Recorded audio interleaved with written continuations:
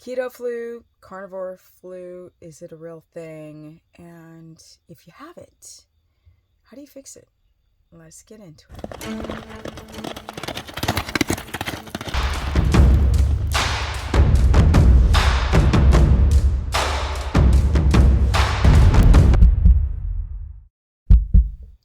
Welcome everyone to my little square where I film every day. Hey, but that's about to change. Let's go straight into the keto flu and carnivore flu. What is it? And like all of that. How do you fix it? It is a real thing. Often people consider it an electrolyte balance, but that is not true. It's many things. Years ago, probably 10 years ago, I did a video about the keto flu, and it was quite a good video. I went and broke down all of the different symptoms, and I'm going to do it again because keto and carnivore, they're pretty much the same diet, just one you eat plants and one you don't. So what is the flu? What is it? It's not a flu. It's feeling like shite. That's what it is.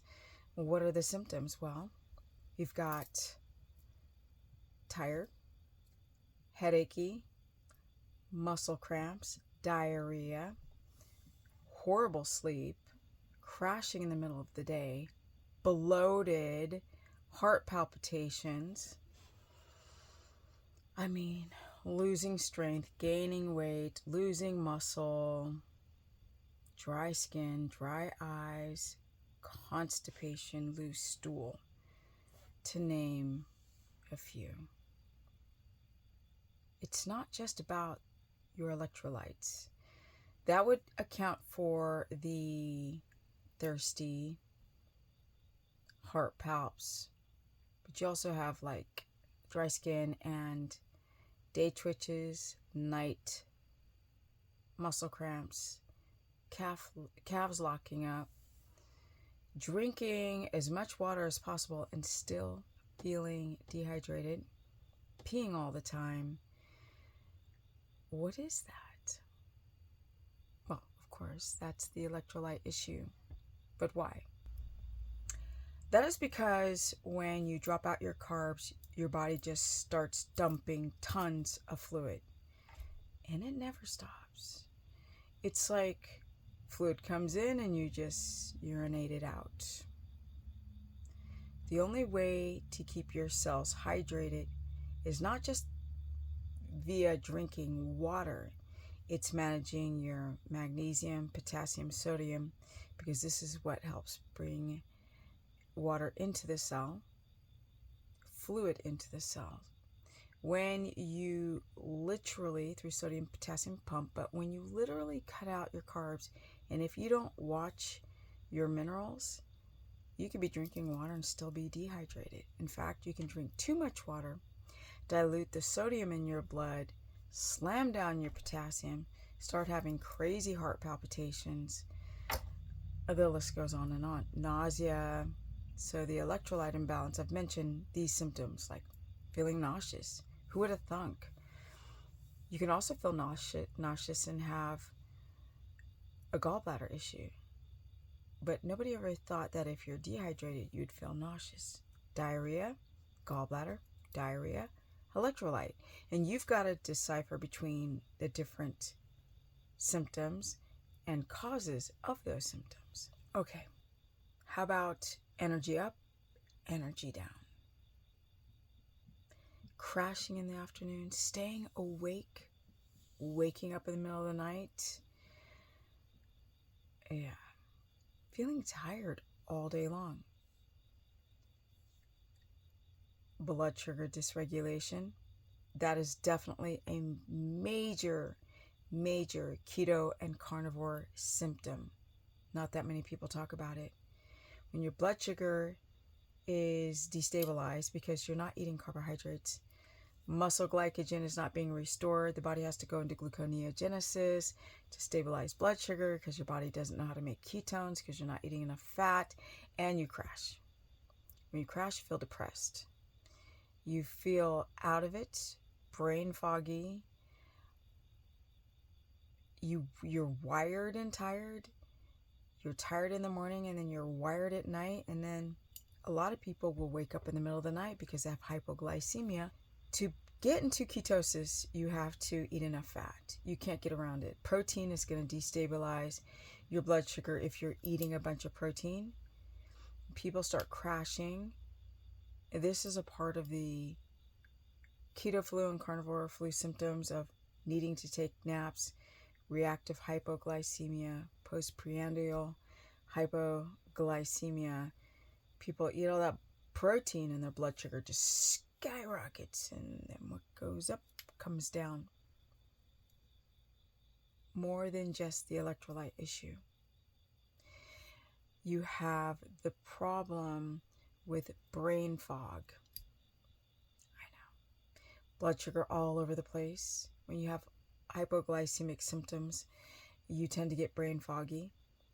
When your blood sugar is skyrocketing on too much protein, your candida grows out of control and you feel brain foggy.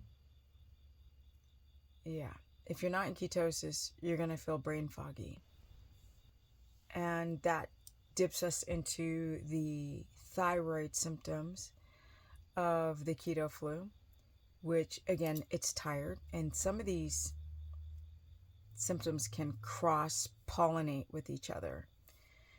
Tired, bloated, heart palpy. Leaky gut gives you tired, bloated, heart palpy. Potassium can give you tired, bloated, heart palpy. And you got to know the difference. You have to track, journal, write down. You eat something, this is what happens. You don't drink enough water, or you don't take enough of the balance of your electrolyte minerals, this is what happens. The keto and carnivore flu symptoms, they're the same. Gallbladder symptoms, thyroid symptoms, heart palps on keto and carnivore because your T3 drops, because you're not in ketosis, because you're eating too much protein. All of these things are connected. Dry skin, dehydration. Dry skin, thyroid. Constipation, thyroid. Constipation, too much protein. Constipation, too much protein. Constipation, electrolyte imbalance. These are all considered flu symptoms, flu-like symptoms. You feel bad. Histamine, achy joints, mucus, keto carnivore flu symptoms, achy, flu symptoms, mucus. People aren't connecting to eating that red meat. Where is it coming from? Is it grass-fed? Was it dry hung? Was it wet hung?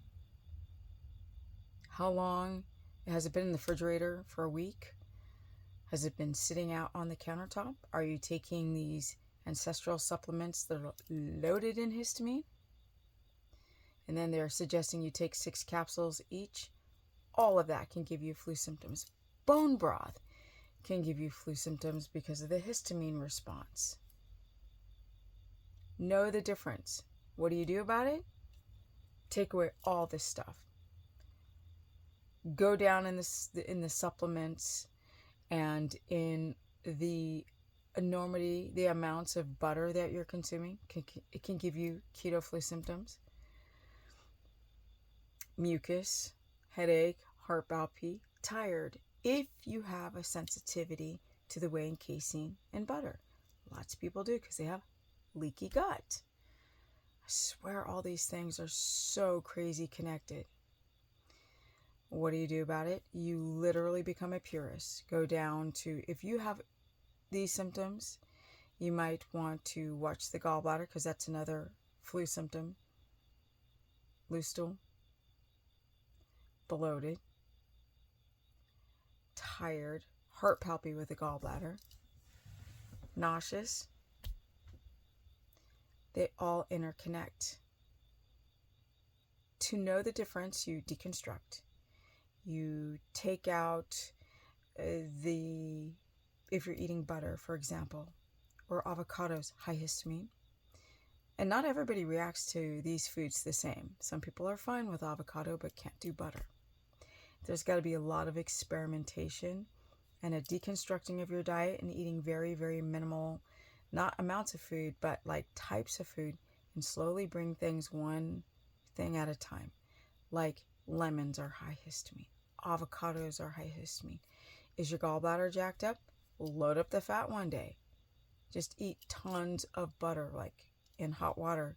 Liquid form of, let's say, butter or tallow is going to be more difficult for the gallbladder because it's already in liquid form. It's less digestion in the gallbladder. If it's sludged up or stoned up, you're going to feel it pretty soon. If it's liquid, if it's solid, like a solid butter pat, it's not going to bother you as fast as if you were to put it in a saucepan and liquefy it. I hope this helps. Keto and carnivore flus. It's not really a flu, it's just feeling really bad. Question everything. Don't like Lugos. Lugos can give you thyroid symptoms. It can make you hyperthyroid. If you're having histamine to one of these carnivore foods where you've eaten so much beef, now you're reacting to it. You might feel bad, you might feel mucousy, you might feel tired, bloated, constipation, loose stool, yellow stool, pale stool.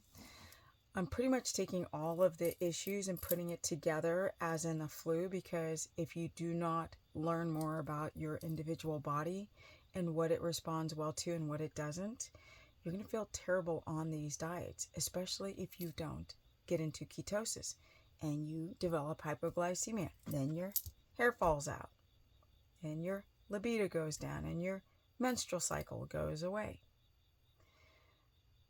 Doing low carb diets, which would be considered a flu. Your body just got used to the carbs. It's not that they're better. Your body got used to it. Then when you start doing all these things like fasting, which tanks your electrolytes and makes your blood sugar all over the place, combined with carnivore or not eating enough fat on keto or trying to do too many keto junk food treats, you will develop flu-like symptoms plus a lot more. And everything is fixable by deconstructing and reconstructing your diet. I'm going to do a video on how to do that, how to rotate, how to titrate up, how long should you go from carbs to progress into a ketogenic diet. It's interesting. Comment below. Do you have any of those symptoms? If you feel like you need help, go to stephanieperson.com, book a consultation. All those things I mentioned, I work with people almost every day, and these are the things people are dealing with, from depression to fibromyalgia to polycystic ovarian syndrome to low testosterone, severe leaky gut, mast cell activation, small intestinal bacterial overgrowth, gallbladder issues and thyroid issues and sleep issues and high B12 and high iron and ferritin levels and it's tanking and energy. I mean, I work with so many different types of people who've got cancer and people who've got diabetes, pancreatitis, like kidney issues, liver issues. And nothing scares me. I'm not afraid to hit any of these things. A lot of you all have become misguided. You don't know what to do anymore because you try these things that they suggest, like priming and eating a bunch of protein and then fasting and then eating poor quality foods and then drinking coffee and taking electrolyte powder garbage mixture of nothingness. If you are struggling with your health, your body doesn't want to be unhealthy. It wants to be healthy. You just have to encourage it to do the right thing. And for that, you've got to experiment and you've got to be open-minded to learn more than what you're just brain-stuffed told. If you do a carnivore diet, you're not going to just get rid of your inflammation and live on liver glycogen. It just doesn't work that way. And Oop, that's my dog. You kind of see the same sort of cultiness with veganism that you do with carnism.